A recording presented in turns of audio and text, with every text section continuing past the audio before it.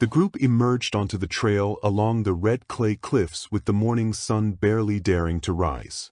Golden rays caressed their backs with a pleasant warmth that danced like silk across their skin.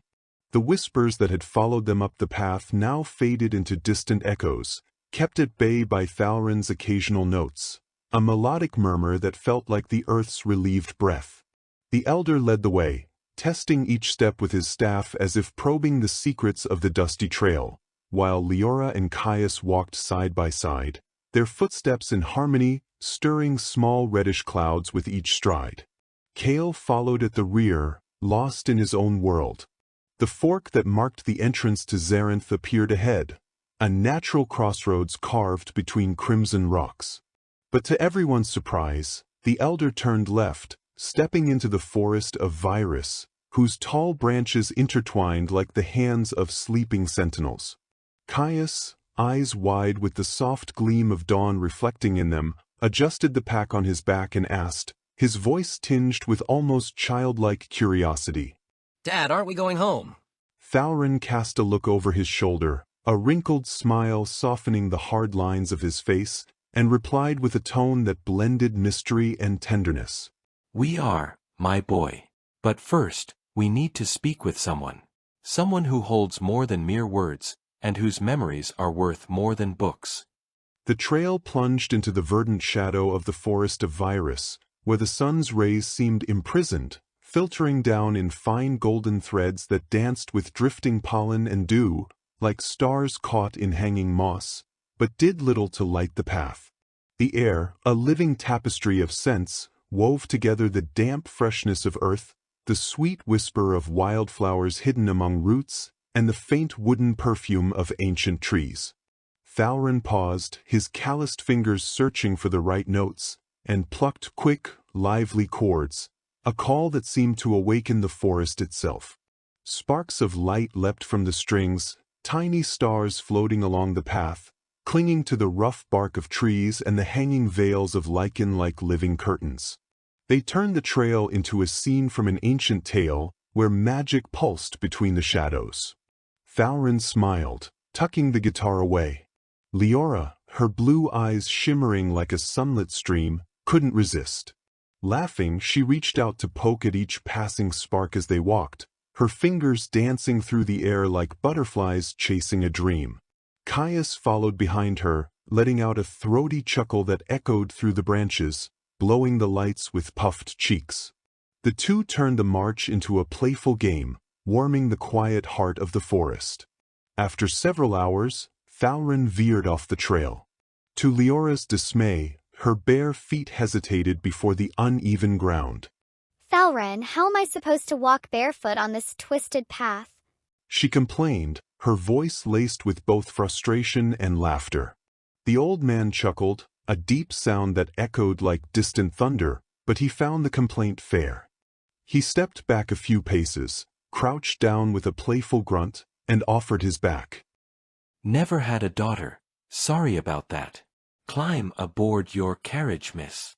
Leora laughed, her eyes sparkling, and accepted the ride, clinging to Thalrin's broad shoulders as he strode ahead with steady steps.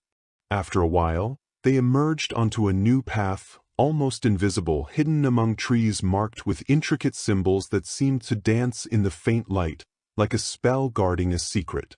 The path opened into a hidden glade, where an old but meticulously preserved cottage rested like a treasure cradled in the arms of the forest. Built from dark wood aged by time, its thatched roof curved like the wings of a sleeping bird, adorned with flowering vines whose purple and golden petals whispered with the breeze.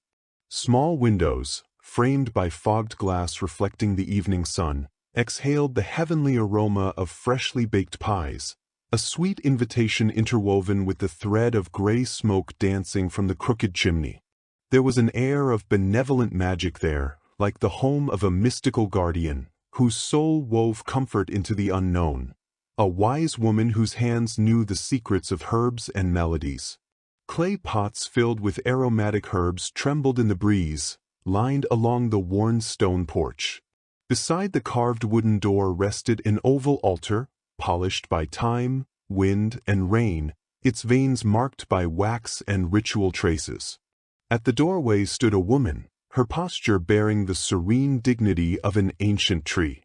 Her gray hair fell like strands of silver over her shoulders, framing cheeks etched with deep lines that told a story older than the hills, and her green eyes shimmered with fatigue and wisdom. At her side, a majestic black dog, its fur gleaming like polished ebony and eyes as deep as abysses, eyes that seemed to see through both forest and mind, watched the group with a calm that belied its imposing presence. Auren, upon seeing her, quickened his pace, nearly running like a child reuniting with a beloved relative after a long time. He knelt just a few steps from the door, allowing Leora to slide off his back with a smile, and walked up to the elder, wrapping her in a long, heartfelt embrace.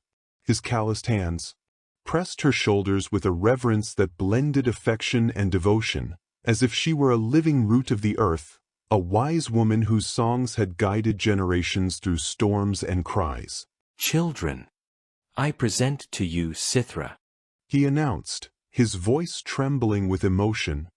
His reverence was evident in the way he bowed his head, brown eyes shining with admiration, as if she were an ancient flame that never faded. The children approached, a mix of hesitation and fascination dancing across their faces. Leora, with a smile that spread across her entire face, reached out her hand to the dog, who licked her fingers with unexpected gentleness, drawing a crystalline laugh from her, light as leaves in the wind. He's huge, she exclaimed, stretching her arm to stroke the black fur. This is Erebus, and we are both very pleased to meet you, said Sithra, her voice as soft as a murmuring brook. Leora blushed, realizing her blunder, and quickly bowed. I'm sorry, ma'am, how rude of me. I'm Leora, and the pleasure is all mine. Sithra smiled kindly, a smile only wise old women can offer, warm as autumn sunshine. Caius, arriving with his usual clumsy flair, stepped forward, his round face lit by a mischievous grin. Sithra, the smell of those pies is better than my dad's stew. I don't think I even want to go home. He joked, bowing in a wobbly, exaggerated gesture. Auren rolled his eyes, a playful sigh slipping from a half-smile. Well then, darling, feel at home and share the pies. I'm sure you're all hungry.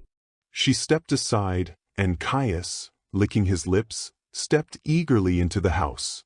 Cale remained at the back, his gray eyes fixed on Sithra's figure, a strange warmth pulsing in his chest, not like fire, but like a distant echo, a memory he couldn't quite grasp, as if she held the key to all his secrets, whispering through the folds of time. Sithra turned her gaze to him and slowly walked in his direction. Cale shrank under her stare, recognizing in her eyes the same glint he'd seen in his mother's, faded but unmistakable. And you, I presume, are Cale? She asked, her voice serious, as if studying a rare creature, long awaited and feared in equal measure. The boy's eyes widened. Yet another person who knew him, while he had no idea what was going on. Yes, ma'am, but how do you know my name? The elder stepped closer until her forehead nearly touched his, crouching with a swiftness that belied her age. She opened her arms and wrapped him in an embrace that wasn't just affectionate. It was ancestral, a welcome that stripped him bare, disarming the boy completely. He felt his grip loosen around the staff for the first time. It slipped from his fingers and hit the ground with a dull thud, sinking slightly into the damp earth. Cale rested his head on her shoulder, like a lost child reunited with a parent. There, in that strange place, with a woman he had never seen before and people he barely knew, Cale felt young again. The weight of the world he carried was lifted from his shoulders, dissolving into a cascade of tears that streamed down his face. He knew he was safe. Sithra let him cry for several minutes, not interrupting the flood of despair he had built inside himself, which now overflowed like a wild river. The warmth of Sithra's embrace wrapped around Cale like a blanket woven from memories he didn't know he had. For a few moments, the outside world, the biting winds of the virus forest, the echoes of the massacre in Venth, The weight of the staff he had clutched with trembling fingers faded away. There, nestled against the shoulder of the old woman he had just met, Cale was simply a boy again, free from the shadows that haunted him. Tears ran hot down his cheeks, washing away the last remnants of the days before and soaking the simple fabric of Sithra's tunic, but she didn't pull away. Instead, her gentle hands caressed his back, a gesture so natural it seemed to carry the comfort of 1,000 lost nights. When the sobs finally faded, leaving behind only a silence broken by hesitant breaths, Sithra pulled back just enough to look into Cale's gray eyes. The gleam in her gaze, that dimmed echo he recognized from his mother, was still there, steady and comforting. I know more about you than you know about yourself, Cale, she said, her voice now a whisper laden with promise. Welcome to your new home.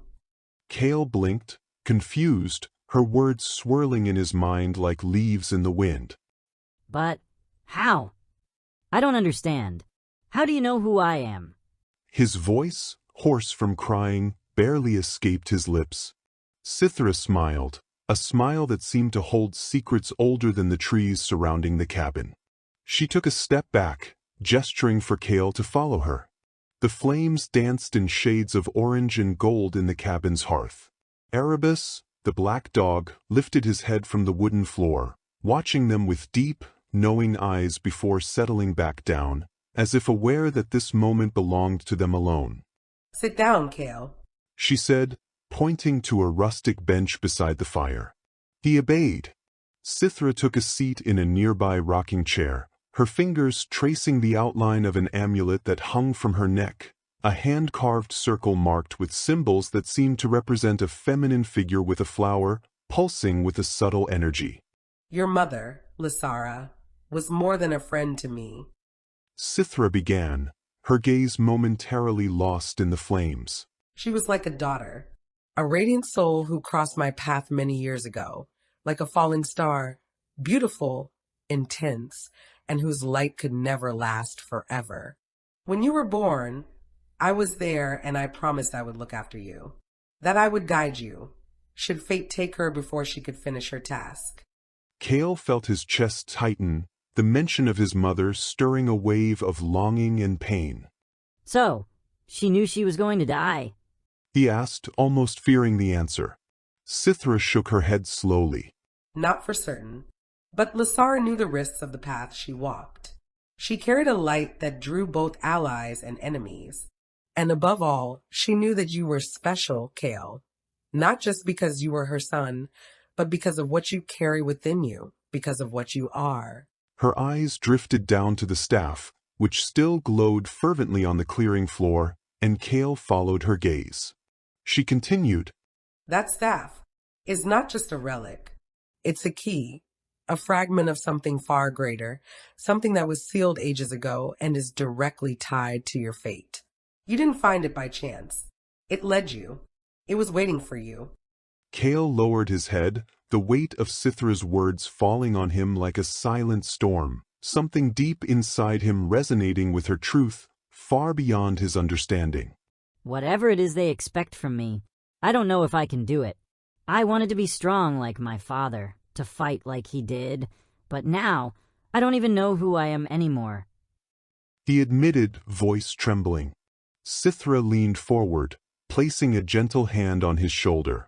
You are who you've always been, Cale. A brave heart, even when broken. Being a herald isn't so different from being a warrior. Both face the darkness to protect the light. But your path will be your own, shaped by your choices and the voices you'll learn to hear. She paused, the smile returning to her lips. And you are not alone. Look around you. Cale turned his head, his eyes capturing the scene before him. At the rustic table, Leora and Caius were already sharing one of Sithra's pies, trading playful insults as the sweet scent filled the air. Leora laughed while Caius tried to steal an extra piece, his clumsy hands nearly knocking over the dish. Auren, leaning against the wall near the door, watched it all with a faint smile, his tired eyes softened by visible relief. Erebus seemed to merge with the moment, stepping closer and placing his massive head on Kale's lap, as if to accept him as one of his own.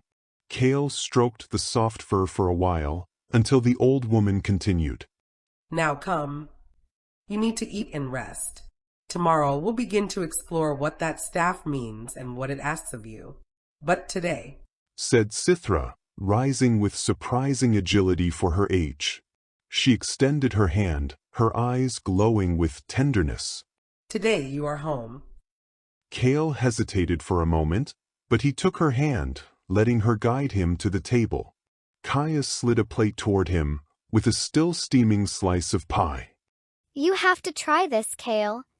It's got blackberries. It's the best thing I've ever eaten, said Leora, her smile lighting up her face. He took the plate, the warmth of the pie heating his hands. He took a small bite. His mouth still ached, but the sweet, comforting taste filled it, reminding him of his father's smile when he saw a table full of family. And for the first time in days, a shy smile crept onto Kale's lips. He didn't know what the future held, but there, in that cabin full of light and laughter, he found a piece of peace, a new home, just as Sithra had promised.